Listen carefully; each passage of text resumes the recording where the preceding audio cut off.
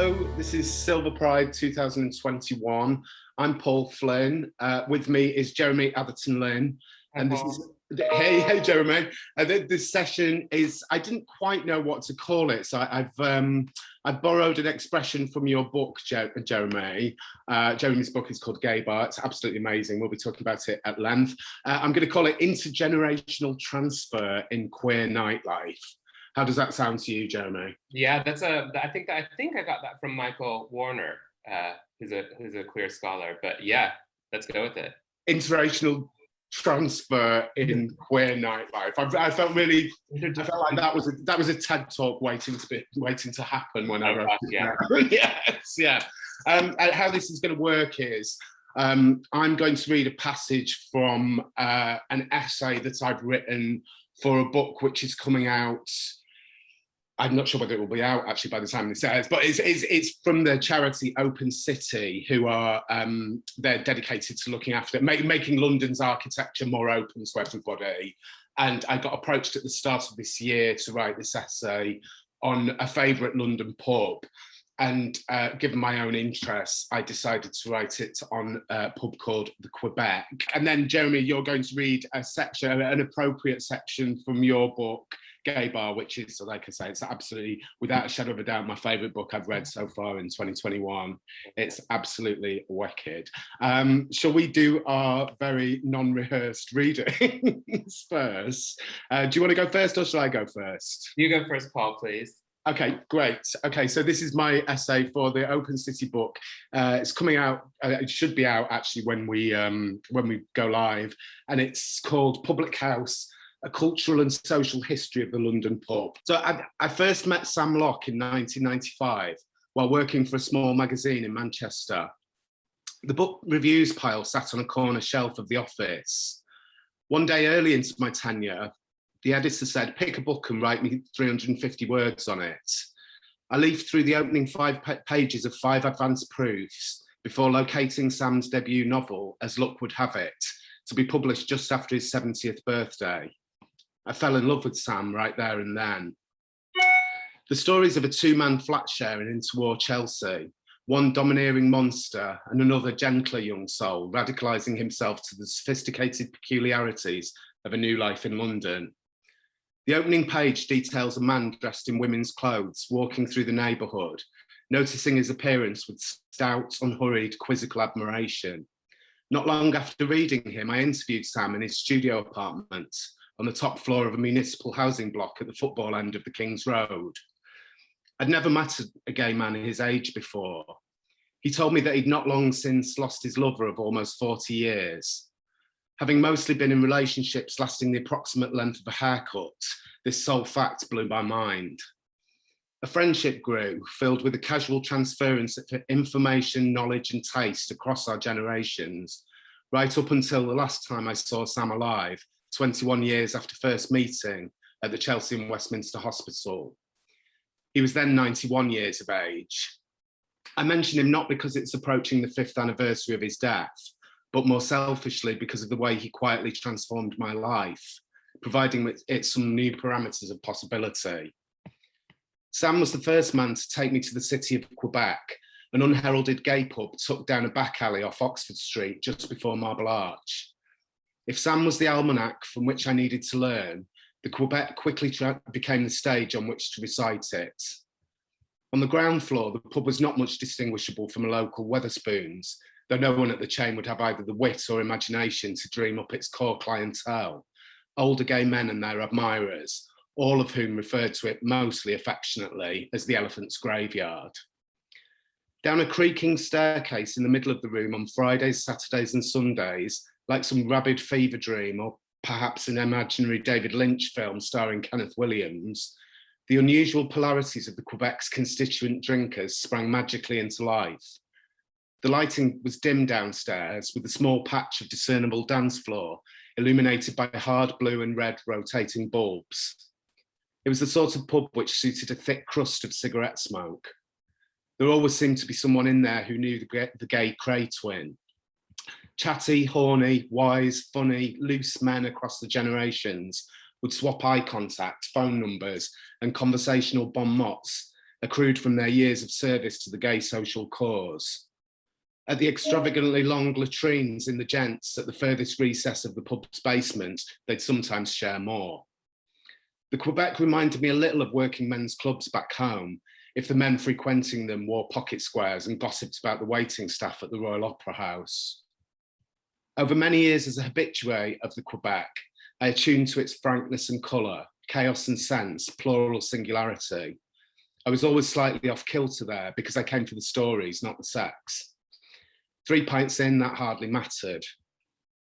As a young man, I sometimes caught the wandering eye of a storied fellow. But as I turned middle-aged, I entered the invisible quotient at neither end of its scales of attraction. As he floated from his 70s to his 80s as a newly celebrated author, Sam was quite the hit. I was an early starter with gay pubs, lucky enough to like their waspish flavour from the start of my journey through them. One of the benefits of coming of age in a city like Manchester, where everybody knows everybody else and you can ease yourself into their fresh rhythms in 3 weeks flat. I schooled myself in the busy strip of gay bars along the Rochdale Canal, then for a 5-year spell as a student across Glasgow, a rougher, readier, less amplified version of the same thing.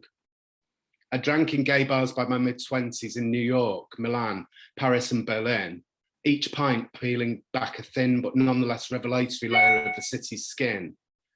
But nothing prepared me for the obdurate strangeness of the city of Quebec, a bustling new Masonic lodge of gerontophilia. Sometimes when I look back at first stepping into the place, I wonder whether it wasn't my deciding factor in eventually moving to London. You wouldn't find a place like the Quebec anywhere else on earth.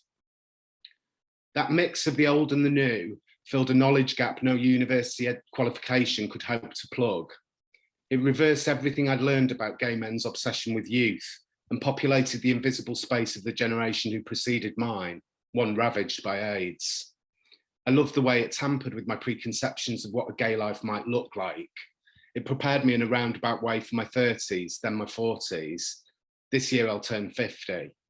Before long, I'll be greyer, slower, and attracted once again to the denizens of the Quebec, a rite of passage I'd never have conceived of had I not been led by the hand by a brilliant man into this brilliant pub. In my mind still, the Quebec is indistinguishable from Sam. The taps we drank from lubricated a special friendship, one which is further indistinguishable from the way I see London and what I choose to take from it. This is what the Quebec is there for. I moved to London with 2 fixed ideas about the city, that it was preposterously expensive, but ultimately probably worth the payout. By now I had a job at a daily newspaper with an editor I recognised from the TV. What would life look like under these elevated circumstances? I thought wrongly that London's appeal would spill out of its worldly privilege and prestige. I imagined that I might enjoy fancy private members' clubs before remembering that in Manchester you learn by instinct that the party starts not when you keep the riffraff out, but when you fling back the doors and invite them in. I thought I would sit impervious at lacquered bars, sipping variants of coffee from chrome machines the North had never heard of, while perusing European newspapers. Maybe I would meet a man named Troy. In all these anticipatory thoughts, I'd quite forgotten that moving cities means your circumstance changes while you essentially remain the same. Once that idea settled, London focused itself into the pleasingly cracked picture emerging from a complicated jigsaw puzzle. The hunt for missing Quebec-type pieces began in earnest.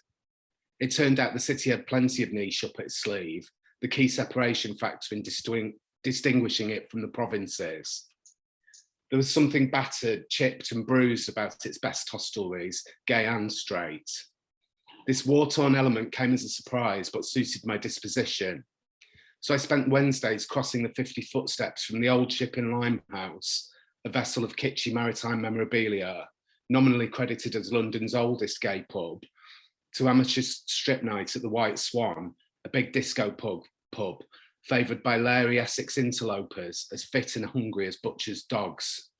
Sundays in Soho was karaoke at the Bear Pub, the King's Arms, crackling with warmth and bonhomie to the strains of burly, hirsute men singing David Bowie songs. A trio of pubs close to my address off the Hackney Road turned gay. First the Joiners' Arms, then the George and Dragon and the Nelson's Head. They all smelt of mischief, oddness and decay, tracing a line from the wild experimentalism of beguiling young fashion students trying on new identities for size, and the wisdom of their forebears who'd long since found theirs. The one anchor that kept me moored to London's not quite under, not quite over world was always the Quebec. There's not a word, I believe, for the sensation of disquiet and comfort caused by entering a favourite pub of a favourite person just after they have died. For my first visit after Sam's passing in 2016, I went to the Quebec alone to gauge how that might feel. Because of the nature of the Quebec, perhaps because of its mainstay drinkers' comfortably worn relationship with their age, it fit like a pair of old slippers. Pubs are not roundly regarded as places of wholesome recuperation and reflection, quite the opposite. An old drunk once cocked his head at me from the length of a bar and scolded, "Whatever answers you're looking for, you won't find at the bottom of that glass." As I scrolled through old pictures of Sam on my phone, reconciling myself to the absence of the man who'd laid a pathway for gay life beyond my immediate sightline, those words came creeping back. He may well have been right, in which case I better order another. No, it's brilliant.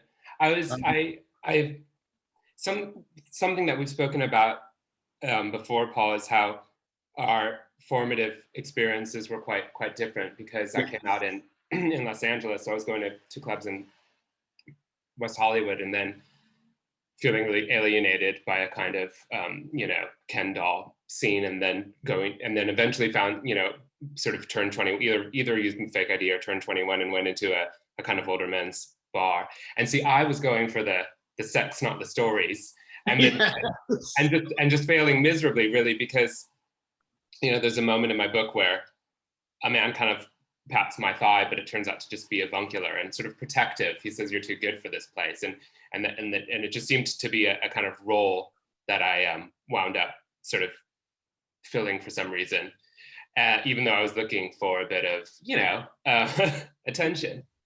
And so, but what happened in the end is that I didn't really have a Sam. Yeah.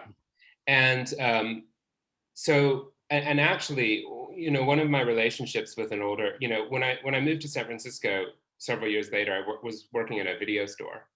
I had kind of worked precociously in magazines, and then I couldn't handle it, and we worked in a neighborhood video store, which was great. And we knew a lot of that was very intergenerational, as intergenerational, if not more than a lot of gay bars would be. Yeah. And the owner he took over was a gay man, but the irony is, and we would go over to his house for dinner, and with his partner and hear their stories and everything. But the irony is that he fancied himself a bit of a father figure, I think, and in a way he was, but he was newly out. He had been married with two daughters. Wow. So the irony is that we were kind of, my partner and I had probably been together for longer than he had been out. Yeah. But it doesn't kind of disvalidate the fact that that's still a story. Absolutely. And also as well, it highlights something interesting about the relative experience. I mean, your life experience is not the same as your queer experience, if you like. It doesn't necessarily correlate the two things. They can be quite different. I think one of the things I should say about Sam, who is, and even 5 years after his death, remains an incredibly pivotal figure in my life, is he didn't want to be that thing. He didn't want to be the elder statesman. In fact, he would be horrified by the thought of being, whenever I tried to say to him, whenever I used a word like a role model or a father, or God forsake it, a grandfather figure, which in my mind he was sort of horrified at that thought, because he thought of our friendship as being an equal thing. And I think when you're the younger party in a friendship like that, you just recognize I have deference for people's life experience. I love people with whatever, like your friend of the video. So I'd love to hear that the story of why he got married, of how he got married, of where he was at that point in his life. I think that phrase keeps on coming back to me, intergenerational transfer. Yeah. And there's a really amazing bit. Actually, Jeremy, do you want to read your passages from your No, book? I mean, yeah, I mean, this is exactly why I kind of wanted you to go first, is because, but go on, what were you going to say? No, I was just going. There's an expression that comes up again and I've had a read through this morning the passages that you're going to write, and it's about the role of about families and about how queer families are made, and how I think it's very important and very key to this thing, because there is a notion that we have when we start going out and we start meeting people, first of all, whose experiences correlate closer to ours. Yeah. That changes a little bit your notion of what you have learned, either from family, from school, or from church, from any sort of other institutions. That gay bars, I think this is one of the things your book points out so absolutely brilliantly, is that gay bars sort of fulfil that function in queer life, don't they? They become the kind of temples and the schools in which you learn cross-generational experiences. Sure, yeah, definitely. And so, yeah, and I guess that's why I wanted to kind of, sort of follow on to your Sam with sort of a bit of an anecdote that I didn't really have one myself, and the way that my book kind of works,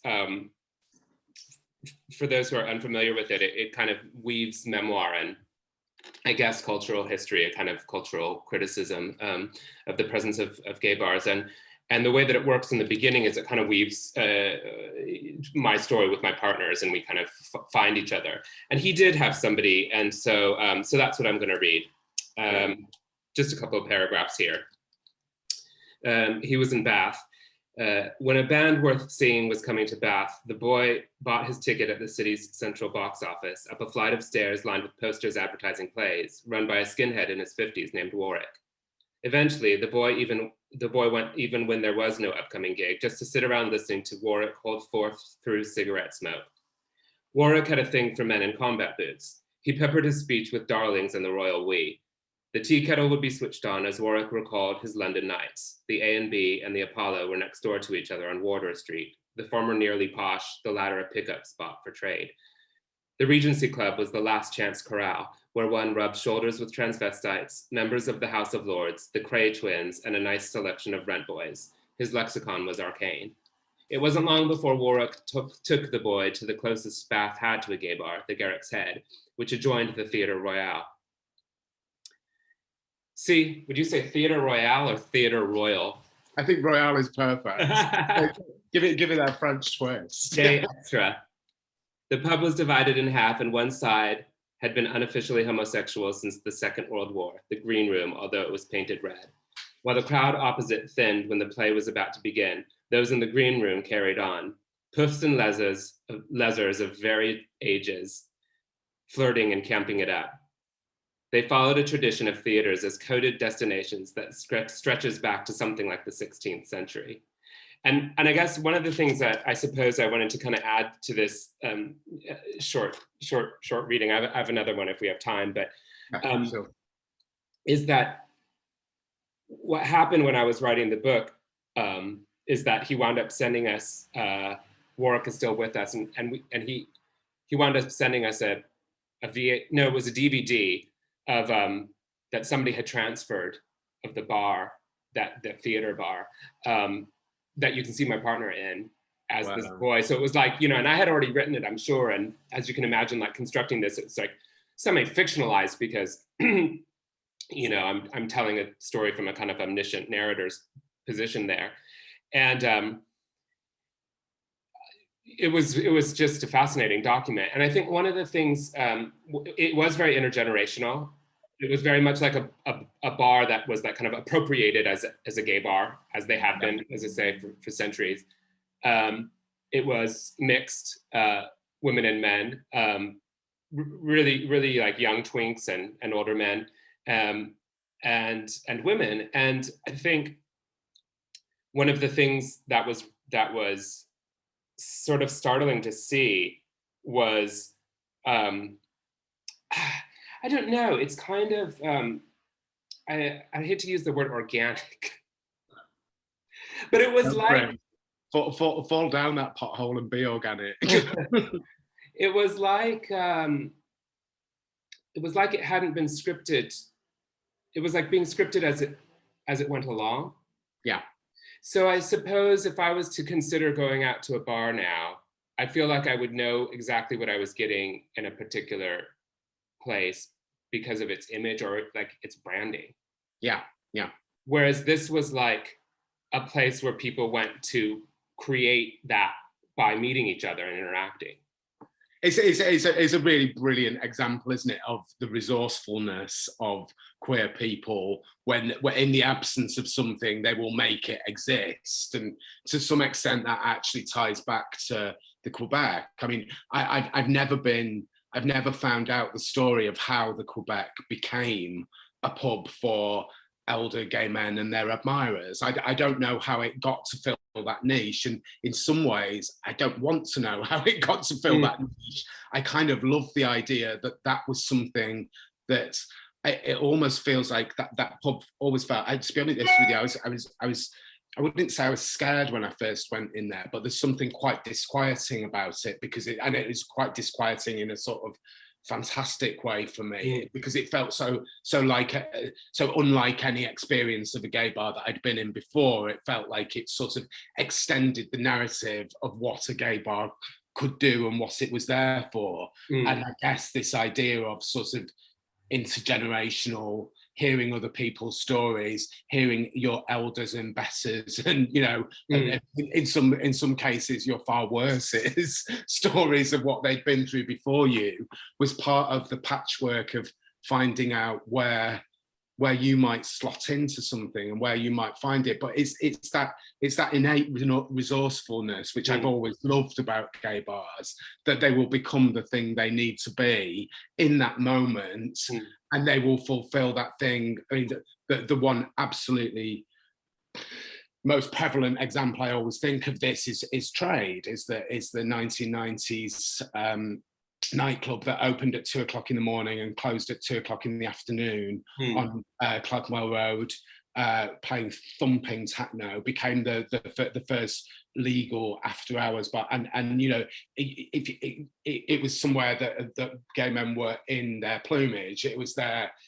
were at their muscled, most kind of titanic, all topless, all kind of, and it was an absolute, just walking into that room, you would read it as a metaphor for AIDS, as a kind of like, people, this is the battalion, this is the army that is fighting back against something that is eviscerating a generation. It's like, so there's that story with gay pubs that goes all the way through, that I feel like they sort of, for better and for worse, it's like when gay culture is going through a really bad time, or a really kind of particularly crass time, it suddenly it becomes that kind of like, it's all sorts of poppers and rainbow flags, and it's you get no, there's nothing wrong with poppers or rainbow flags, or both amazing inventions, but there's a kind of, you can take the temperature of where the gay cause is at through where our social spaces are at any point.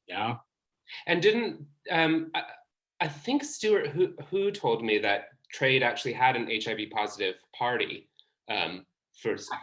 That doesn't surprise me. So I don't know about that thing. I never went to it, but it wouldn't surprise me at all. Yeah. And then from what I know, you might know firsthand, Paul, that the kind of after party was at the Royal Oak on Columbia Road. That was a concurrent after party. So the Royal Oak on Columbia Road used to be a gay bar. It used to be a real kind of dive gay bar. As there were lots of bars on Hackney Road that predate the bars that we both drank in on Hackney Road. But the Royal Oak used to be a real decrepit dive, and it used to open. This was not, and so Trade was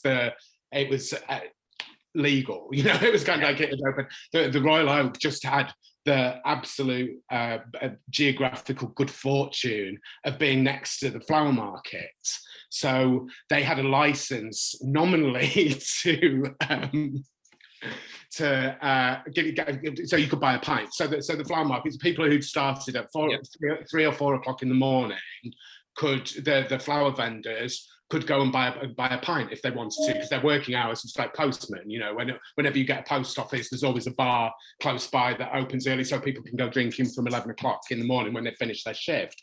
It was exactly the same with the flower vendors. But of course, this is another resourcefulness of the gay community.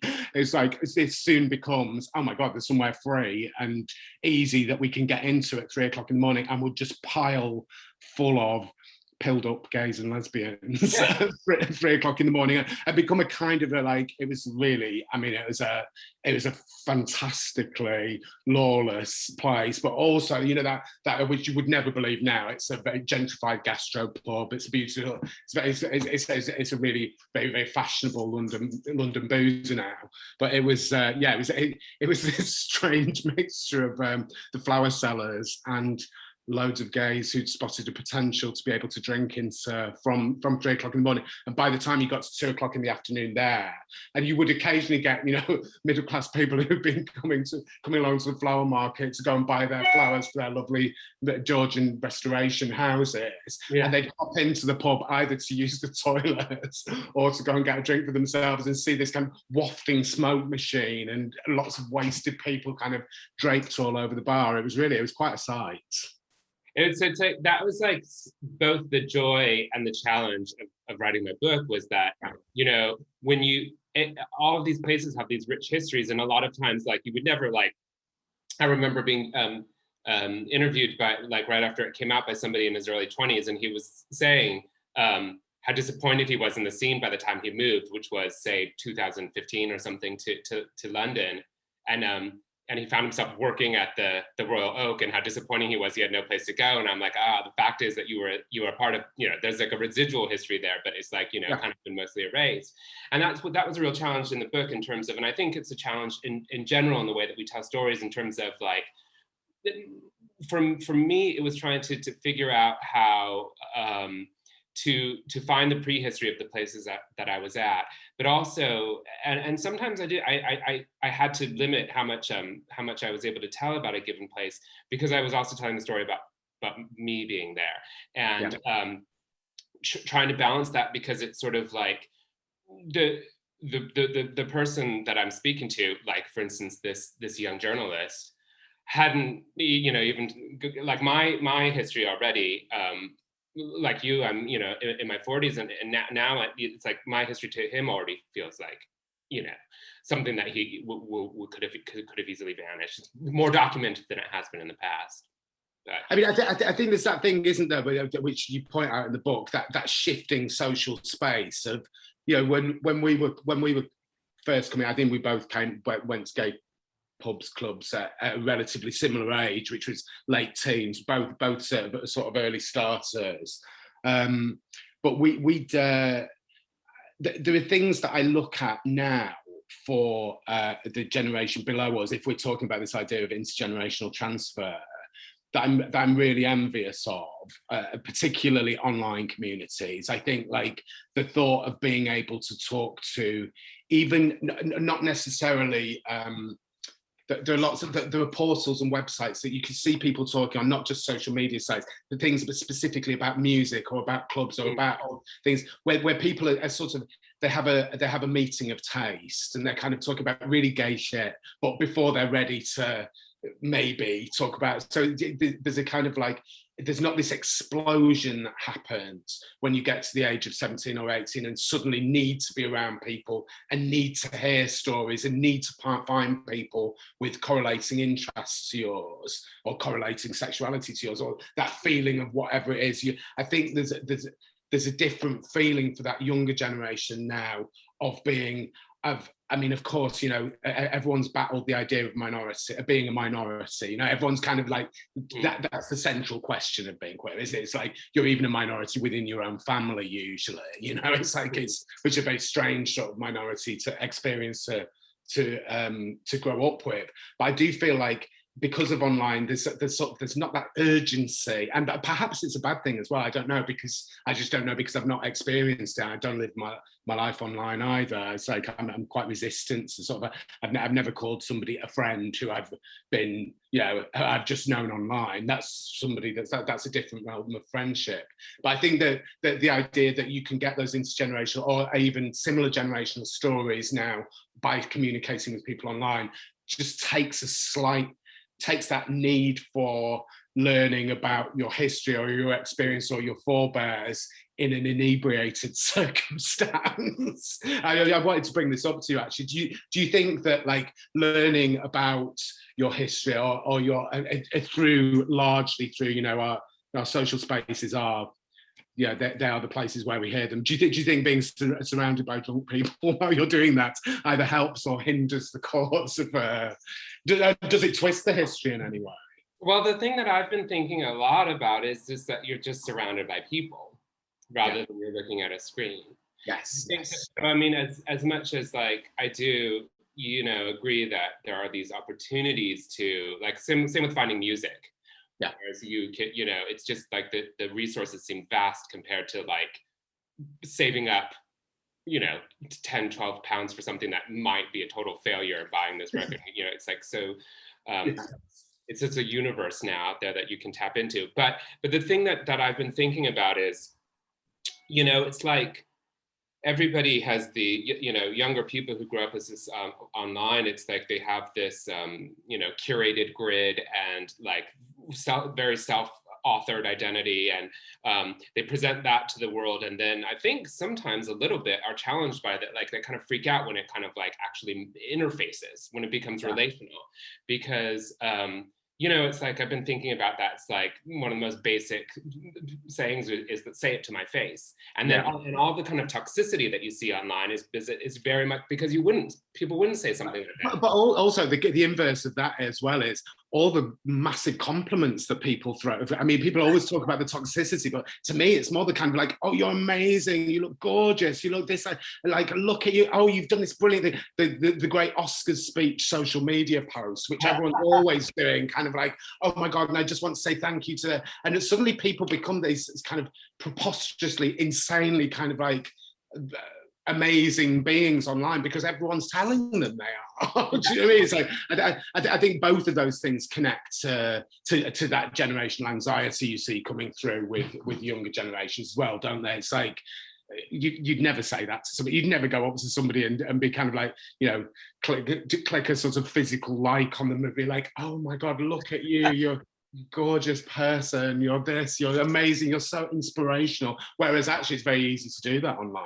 It's very easy to fall down that trap. It's such a good point. I think that for me, what it is, and I do think that, like, the booziness is kind of an elixir as a part of this, but is that moment of, like, the really formative moments, I suppose, for me, have been, as much as the ones of connection, have been the ones of a sort of, like, a bit of a, like, circuit, like, not working with somebody, like being misread or being kind of like bumping into somebody where I'm thinking, what, we would call them awful, like, this person's being so awful, but it's like also like, you're not gonna, you're just gonna sort of learn how to tolerate it or sort of take it on or make it into a joke, or maybe they change your mind and they prove themselves, you wrong, and it's like they're not awful, they're just a different generation or from a different place, have a different way of a sense of humor, something like that. And another younger person who's younger than me who had reviewed my book, was saying that when she went,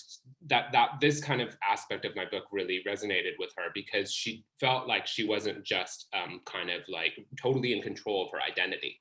When she was developing who she was, a lot of it was the circumstances and how she was being read by other people. So she was saying that when she went to Dalston, she was going to one of those spots, sort of probably 2010s, and was being told, she was getting that thing where she was like really femme presenting, even though she was a gay woman, and she was being told she didn't look queer. So she went through a really butch phase. And it was like, for her, it was like, it wasn't kind of like a burden. It was just like a part of the process where she kind of like lived her butch self for a while. And it was because of this kind of oppression at the door. Yeah. But it was just what her narrative became. It's funny, isn't it? It's like, I mean, another great thing that you get out of entering a space where you are suddenly the majority rather than the minority, which I think is it's essentially the sort of the foundation stone of why gay bars are so important. It's literally just that transference of, like, you walk over the door, you're no longer the minority, you are now the majority. You can now negotiate everything, good, bad, and ugly, on that on that pathway. But it's also, you do try on identities. Part of coming out, I think, is not, it's not about sort of accepting or being, or, you know, the kind of it gets better narrative. Part of it is working out how that is going to slot alongside the rest of your life, and what kind of a queer person you are going to be. You know, it's like there are many different pathways. One of the things I was thinking, actually, in this idea of intergenerational transfer, I love the fact that I had Sam as somebody to look up to, somebody to, just him being there, just had this buddy who was like, who was of a different era. It was amazing. But he's still there's no way that I could say that, you know, as I get older now, as I move into my 50s, I'm not turning into him, I'm turning into my mum and dad. It's like, there's no two ways about it. And so this idea, which I think Armistead Maupin is very fond of, this thing of kind of chosen family, which I've always found a slight misnomer, because it's like, well, you can't actually choose them, you know, your genes are set. You know, they're kind of like, so I think there's something about gay social space, about gay bars, about gay clubs, that it's about finding a kind of concurrent narrative, a concurrent presence that goes along with what your life story is, rather than replacing one for the other, which I think has been something that, I mean, it's the thing I love about your book, Jamie. You know I love it, but it's like you get knotty and you get dirty and you get stuck into the kind of problems of this stuff without being victimized by them, without, you're just there to question them. It's like, how important was that for you to have that sort of that this is not a kind of bells and whistles, I went to a gay bar, I found myself, it was amazing. It's like, you know, the Netflix narrative. Totally. I mean, it continues when, like, the press release came out that the contract had been signed on my book, and it was like, this is his experience of a gay man, as a gay man. And it's still, I kind of like still look at those words and I'm like, okay, I guess, you know, gay man. I mean, like, whatever it needs to be. I'm like not that kind of like bothered, but it's like, it's sort of like, you know, it's like, it's not how I would walk into a room in a different, you know, I just went to the dentist yesterday. I wouldn't present myself as a gay man at the dentist. I would present myself as somebody who's like worried about my teeth.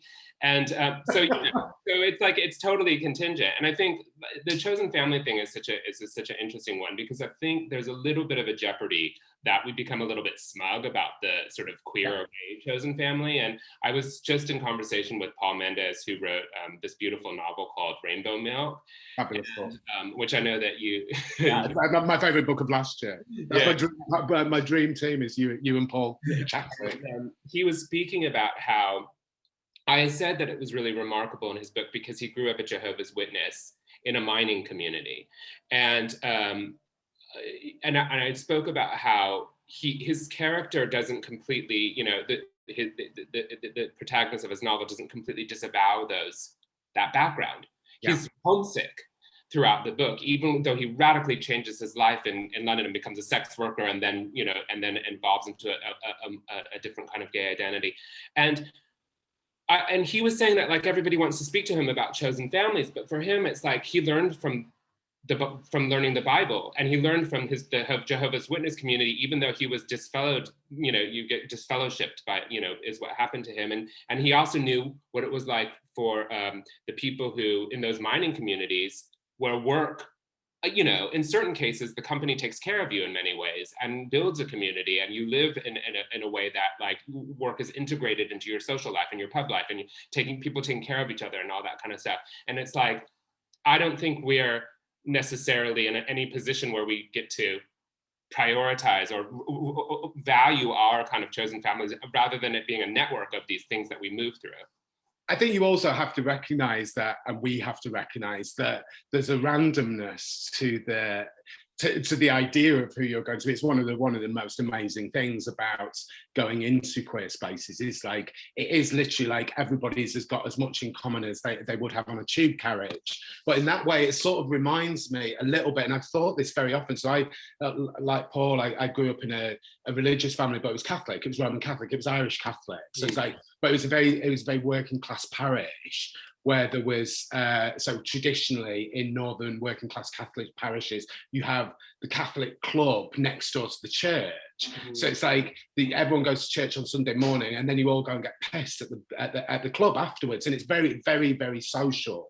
The whole environment, you know, people. And actually, the longer I've gone on in my experience, the more I can recognise a similar feeling, not a similar conversation, but a similar feeling, certainly not similar actions, but a similar feeling in gay pubs that I felt back then in Irish Catholic clubs, you know, because there's a sort of a faith that underpins both those things. That obviously they're wildly different. Obviously one isn't supposed to approve of the other, although I don't think that I don't think I ever heard a homophobic word spoken in those Catholic clubs, which is astonishing in the 70s and 80s north of England. Do you know what I mean? But it's like, that I do see like a similarity, and there's a similar kind of, I wonder whether there's a reach somewhere at the most evangelical end of kind of people who talk about the gay experience to need to make it almost quasi-religious, and to make your sexuality feel like it is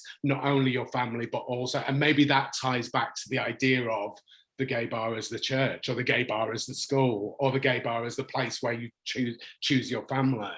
Yeah, definitely. And I think what the danger to me of what is when it becomes theoretical. So I just keep hearing this word community, and I'm just like, that feels very different from me than like, I say in my book, like sometimes I hear that word and I hear clique, and you know, or clique you would say here, and I think it becomes quite divorced from how we actually operate in neighborhoods and in spaces. So like, for instance, during the early days of the lockdown, the first lockdown, so during Pride Month, you know, there was a bunch of young people who would be like throwing like illicit parties, and I don't want to like rave shame them, but like I walked through my local park and there had been like these kind of like, you know, like small raves, and they had chalked like Happy Pride on the pavement, and I was thinking, yeah, like it's good for you, and I understand, God, I wouldn't want to be 19 during the lockdown, and you will have this burning desire to go out and be naughty at that age and to be with each other. But at the same time, I instantly thought of elder people in the community, and how easy it is when they're out of sight and out of mind, and like literally now like are having to isolate the most vulnerable people who are HIV positive or have any other, you know, various kind of, you know, things that come with life experience and age, that might be the person who's like next to them at the self checkout at the co-op the next morning. And so, yeah, so it's like, I think what's really important, and you and I have spoken a bit about kind of like what might happen to some of these spaces, you know, next, and where kind of like community, like corporate, you know, spaces. Yeah. And it's just a minefield, really. I mean, I don't think that either of us propose to have an answer. We just go to these places and like are amused and. But also, I think as well, whatever they turn into and however they look, there's always that feeling, isn't there, of kind of like, well, I'm not here to judge this thing. I'm just here to observe it. I'm just here to kind of like, it's the writer's eye in you, isn't it? It's like the weirder and stranger, the more corporate, the less corporate, the more illegal, the more rigid, the more conservative it gets. It's all source material, it's all fodder, and it's all a kind of pointer for where the queer experience heads and is at that moment in time. I guess one of the things that's so important about the gay bar, where it only covers such a panoply of kind of different spaces, doesn't it? But the thing about that is it's just, it takes our temperature at any particular time. Right. There was actually a story I was going to tell you about Sam that when I read through that story yesterday. It's the first time I've read it since I wrote it, and I remembered a really amazing story Sam told me very, very early into meeting him. in his flat in Chelsea, actually. And he was saying, so he was positioned in India in World War II for a year.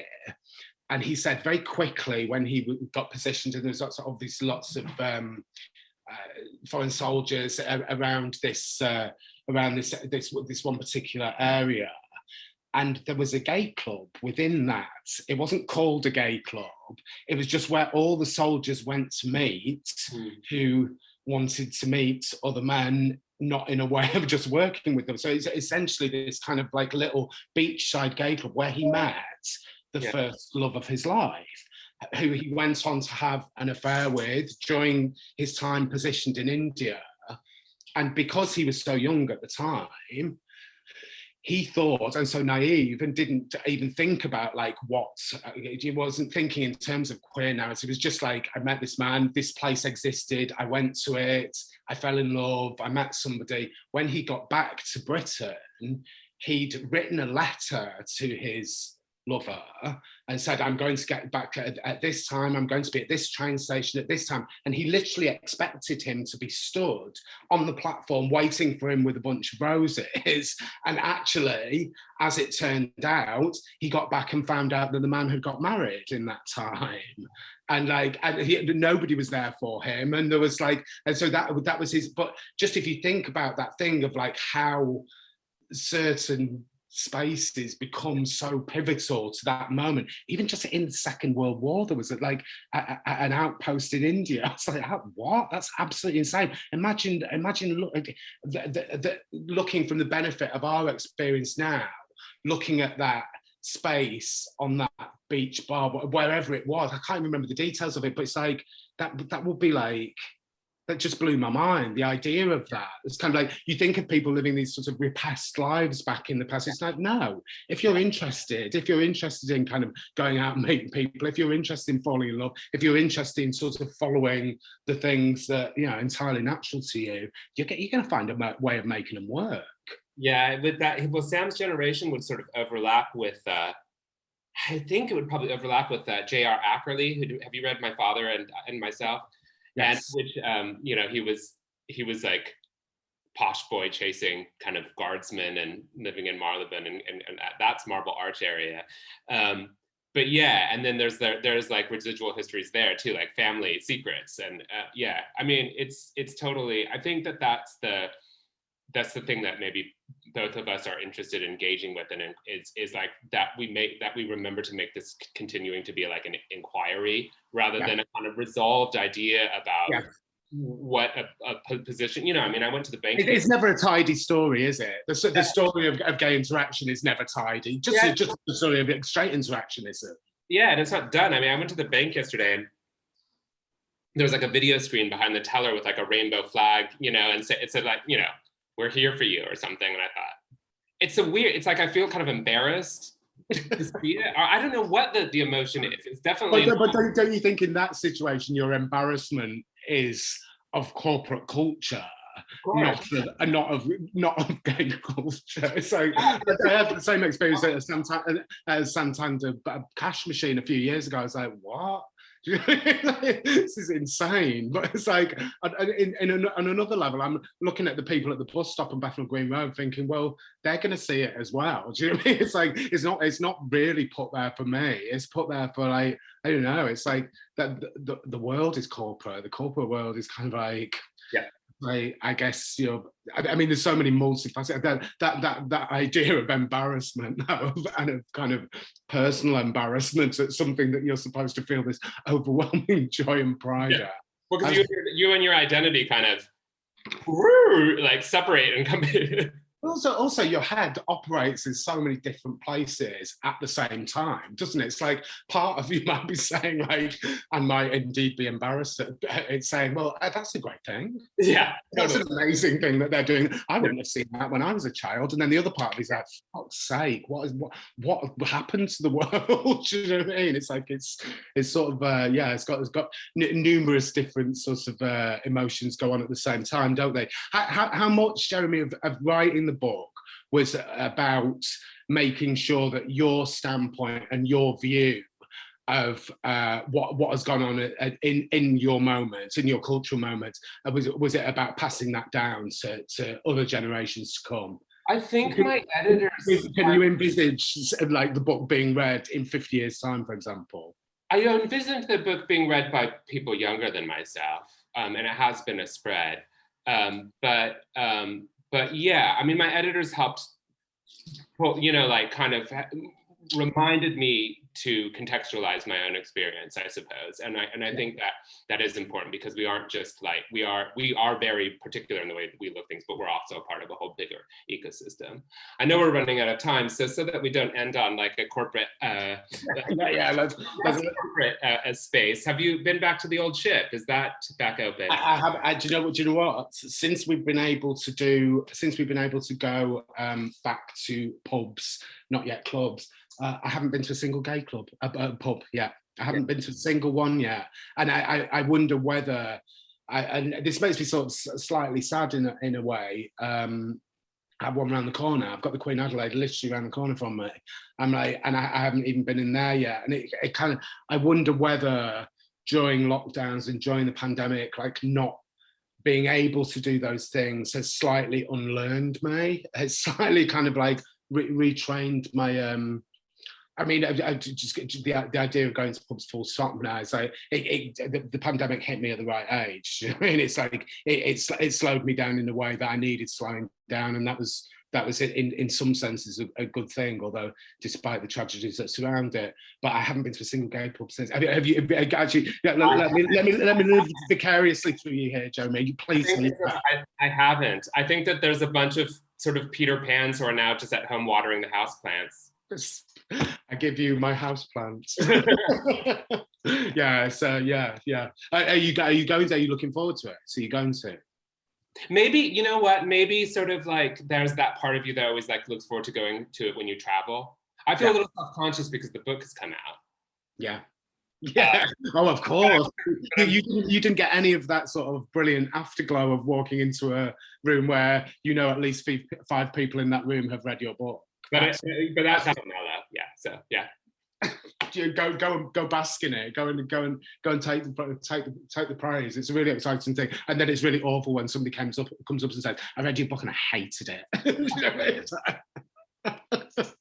You'll get it. Someone will do it. It's very that performative aspect of the gay night never ends, never finishes. So thank you so much, Jeremy Atherton Lin. That was absolutely brilliant. Thank you for your time and your iridescent intellect. I find you a really fascinating man to talk to. And really, honestly, I could not recommend enough Jeremy's book, Gay Bar. It's a sideways view on something that, even if you don't know about it, straight people should read it. Have you had lots of straight readers getting in touch? I hope so. And Paul's book, Good As You. Thank you. I'm gonna mention this. I'm not going without credit for this one. Right. Okay. That's all we've got time for. Thanks for joining us. If you enjoyed the session, you can buy Good As You by me and Gay Bar by Jeremy Atherton Lin at all good retailers. Actually, I should mention as well the Open City book, Public House, A Cultural and Social History of the London Pub, which you can order through the Open City website at the moment, I believe. And they have actually outsold their first run. So it looks like it's going to be quite a popular book. Otherwise, stay tuned to Silver Pride. More treats to come.